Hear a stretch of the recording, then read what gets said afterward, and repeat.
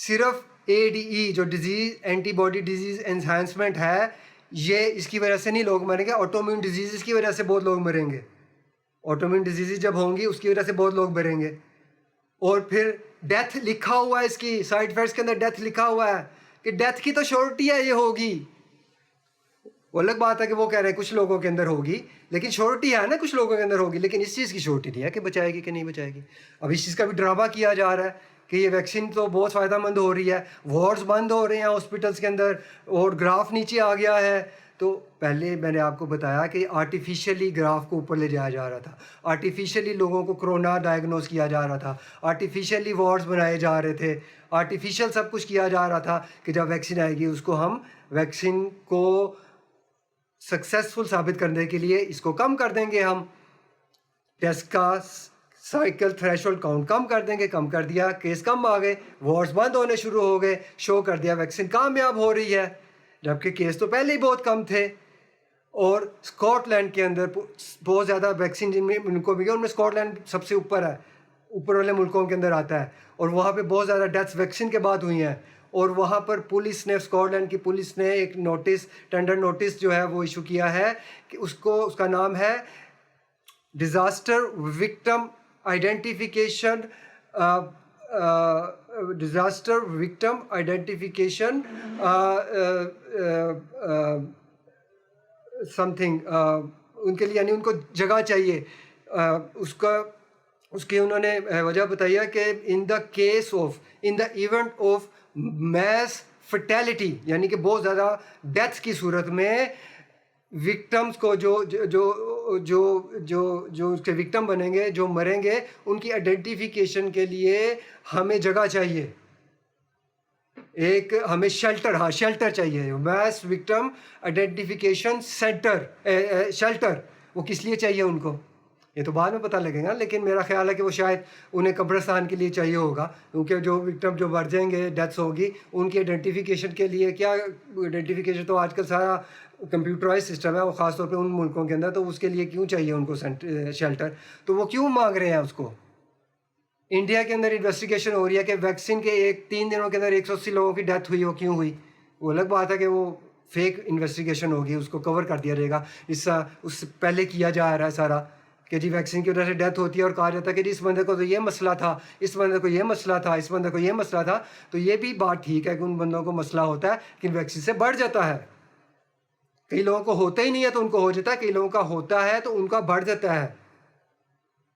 اور پھر یہ جو امیونٹی کی بات ہے، یہ بھی اسٹڈی آ گئی ہے کہ جی 50% لوگوں کے اندر ہارڈ امیونٹی نیچرل طور پہ ڈیولپ ہو چکی ہے امریکہ کے اندر. نیچرل طور پر وہ کہا جا رہا تھا کہ جی ہارڈ امیونٹی کی طرف جائیں گے تو بہت زیادہ موتیں ہو جائیں گی، بہت سارے لوگ مر جائیں گے، ہارڈ امیونٹی افورڈ نہیں کر سکتے ہم، یہ ہے وہ ہے، بڑا واہ ویلا. اور ہارڈ امیونٹی 50% لوگوں میں اچیو ہو چکی ہے آلریڈی. تو آپ ہارڈ امیونٹی پیدا کرنے کے لیے ایسی چیزیں دے دیں لوگوں کو. اس کے بارے میں میں ڈسکس کروں گا اگلی ویڈیوز کے اندر اپنی، کہ امیونٹی کیسے بوسٹ کی جا سکتی ہے. تو آپ لوگوں کو چیزیں دے دیں، پتہ سب کچھ ہے ان کو، لیکن بتاتے نہیں ہیں لوگوں کو، صرف فوراً ویکسین کی طرف جاتے ہیں. اس سے کیا پتہ لگتا ہے کہ جی ویکسین دینا چاہتے ہیں وہ لوگوں کو بچانا نہیں چاہتے. یہ جب انہوں نے اس کو آئیڈینٹیفائی کیا، سو کالڈ آئسولیشن اس کی سو کالڈ آئسولیشن، تو وہ اس کے اندر انہوں نے کہا کہ ہم نے اس کا کوڈ، جینیٹک کوڈ ہم نے ود ان تھوڑے دنوں کے اندر، جب چائنا کے اندر یہ آیا تو ہم نے یہ کمپنیز کو بھیج دیا کہ اس کی ویکسین بنا دیں آپ. یہ کوڈ ہم نے اس کا بھیج دیا جینیٹک کوڈ، کہ اس جینیٹک کوڈ کا وائرس ہے، اس کی ویکسین بنا دیں. تو فوراً آپ ویکسین کی طرف بھاگ گئے. اب تک کتنی ویکسین سے کتنی موتیں رک گئی ہیں، کتنے فائدے ہو گئے، سب آپ کے پاس ڈیٹا موجود ہے. تو آپ کیوں ویکسین بنا رہے ہیں؟ آپ ٹریٹمنٹ کی طرف کیوں نہیں جاتے؟ بوش کمپنی اس نے ویکسین بنانا شروع کی، اس نے روک دی. اس نے کہا میں ویکسین بنانے کی بجائے میں اس کی ٹریٹمنٹ پر تحقیق کروں گا. تو وہ ٹریٹمنٹ کی طرف چلا گیا. اس نے کہا ویکسین نہیں میں بناتا، کہ ویکسین کا فائدہ نہیں ہے یا سائیڈ افیکٹس بہت ہے. تو اس طرح چلا گیا. اور یہ بھی BMJ کے اندر، اچھا وہ جو ریسرچ تھی جو 50% امیونٹی والی تھی، وہ آئی ہے نیچر جو جرنل ہے اس کے اندر.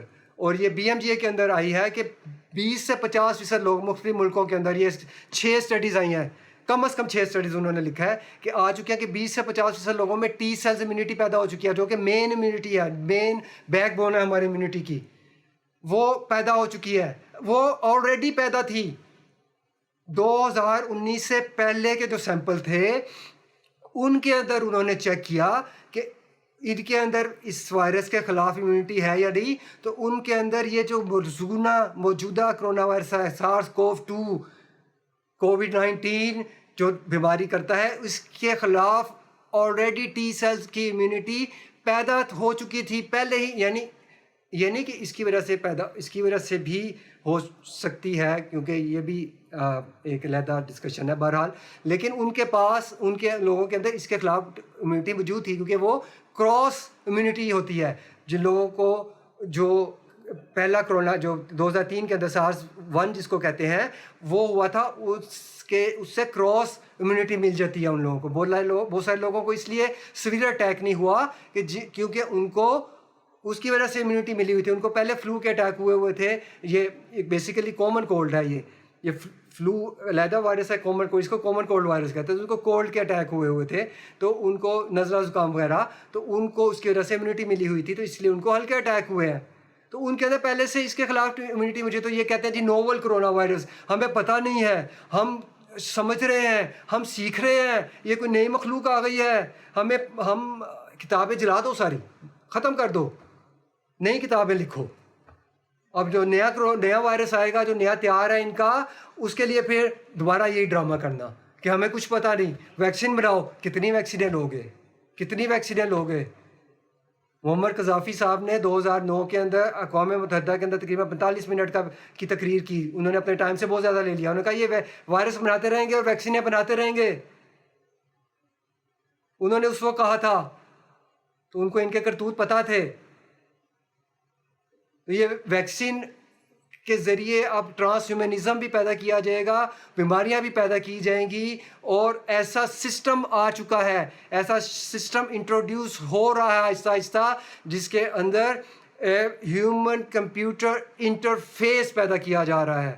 نیورا لنک، ایلون مسک کی جو ہے وہ اس کے نام سے منسوب ہے، نیورا لنک ٹیکنالوجی ہے، وہ پڑھیں، اس کے میڈیکل فائدے تو ہوں گے، دماغی بیماریوں کو ٹریٹ کرنے کے علاج کے لیے پیدا کی جائے، لیکن اس کے ساتھ بہت ساری غلط چیزیں وابستہ ہیں۔ اس کے بارے میں تحقیق کریں کہ اس کے ساتھ کیا کیا ہوگا، وہ کس طرح استعمال کی جائے گی، وہ بھی یہ ویکسین کے ذریعے استعمال کی جائے گی۔ جیسا میں نے آپ کو بتایا نا، یہ ہیومن میٹرکس پیدا کیا جائے گا، تو وہ بھی یہ نیورا لنک ٹیکنالوجی استعمال کی جائے گی۔ اور ہیومن کمپیوٹر انٹرفیس، یہ ساری تھوڑی کمپلیکیٹڈ ٹرمز ہے، اور میں اس کے ڈیٹیل میں نہیں جانا چاہتا کیونکہ ویڈیو بہت لمبی ہو جائے گی۔ یہ سب، اور ایسا سسٹم جو آرٹیفیشل انٹیلیجنس کا سسٹم جو ہے، یہ سارا یہ آلریڈی شروع ہو گیا نا، روبوٹک سسٹم، روبوٹس کا سسٹم، مشین لرننگ، یہ سارا آنا شروع ہو گیا ہے، یہ نافذ ہونا شروع ہو گیا ہے، اور 2050 تک جو ہے 2050 تک آئی تھنک یہ اندازہ ہے کہ 25% جابیں جو ہیں 2050 سے پہلے ہے، شاید مجھے ایگزیکٹلی یاد نہیں ہے، 25% جابیں جو ہیں وہ کمپیوٹر یہ اس کو چلی جائیں گی، روبوٹس کریں گے انسانوں کا کام، ڈاکٹروں کا کام روبوٹس کریں گے، روبوٹس پیشنٹ دیکھیں گے، روبوٹس علاج بتائیں گے۔ ایسے سافٹ ویئر بن رہے ہیں، بلکہ بن گئے ہیں کہ اس کے اندر ڈیٹا ڈالیں گے، پیشنٹس کا بلڈ ٹیسٹ وغیرہ ڈالیں گے، ہسٹری ڈالیں گے، تو وہ دوائیاں بتا دیں گے۔ اور روبوٹس آپریشن کر رہے ہیں، روبو بوٹس کہتے ہیں ان کو، روبو ڈاگس کہتے ہیں ان کو۔ اور یہ تو ابھی تو ڈیولپ ہوئی ہے ٹیکنالوجی، تو بہت آگے جائے گی ابھی۔ اس کے علاوہ میٹ بیڈز ہیں، وہ بڑی اچھی ٹیکنالوجی ہے، میٹ بیڈز وہ بھی آ رہے ہیں، وہ اچھی ٹیکنالوجی ہے میڈیکل فیلڈ کے اندر، وہ بھی انٹروڈیوس ہو رہے ہیں۔ تو ٹیکنالوجی کے حوالے سے بتا رہا ہوں۔ بایو ٹیکنالوجی کے اندر میرا کافی انٹرسٹ ہے، اور ہمارے فیلڈ میں کافی بایو ٹیکنالوجی استعمال ہوتی ہے۔ تو بایو ٹیکنالوجی کے اندر جو اس حوالے سے بھی بہت فائدہ تو ہوں گے، لیکن اس کو غلط طریقے سے بہت زیادہ استعمال کیا جائے گا، اور ایسے انسان پیدا کرنے کی کوشش کی جا رہی ہے کہ جو سپر ہیومنز ہوں، جن کی طاقت عام انسانوں، جن کی دماغی طاقت کمپیوٹر کی طرح ہو. اور چائنا نے اپنے فوجیوں کے اندر یہ تجربہ کیا بھی ہے کہ انہوں نے سپر ہیومن بنا دیا، ان کی جو صلاحیتیں ان کو بڑھا دیا انہوں نے. تو جب آپ ایسے آرٹیفیشیل کام کرتے ہیں اس سے بہت زیادہ پرابلمس پیدا ہوتے ہیں، بہت زیادہ پرابلمس پیدا ہوتے ہیں. ایون یہ CRISPR-Cas9 جو ٹیکنالوجی ہے، جین ایڈیٹنگ جو ٹول ہے، اس کے بھی جو ہے اس کے ایتھکس کا علیحدہ ایتھکس پر سائنسدان جو ہے وہ سوال اٹھا رہے ہیں کہ یہ غلط طریقے سے یعنی استعمال کی جائے گی، لیکن اس کے سائڈ ایفیکٹس بھی ہیں اور اس کے ایتھکس بھی ہیں. اس پر علیحدہ جو سائنسدان ہے وہ تحقیق بھی کر رہے ہیں اور اس پر سوال بھی اٹھا رہے ہیں کہ یہ اس کے بارے میں آپ کیا کہتے ہیں. یہ ٹیکنالوجی تو بہت اچھی ہے لیکن یہ ان چیزوں کے لیے استعمال ہوگی. تو یہ آپ کے تصور سے بھی باہر ہیں، یہ چیزیں آپ کے تصور سے بھی باہر ہیں.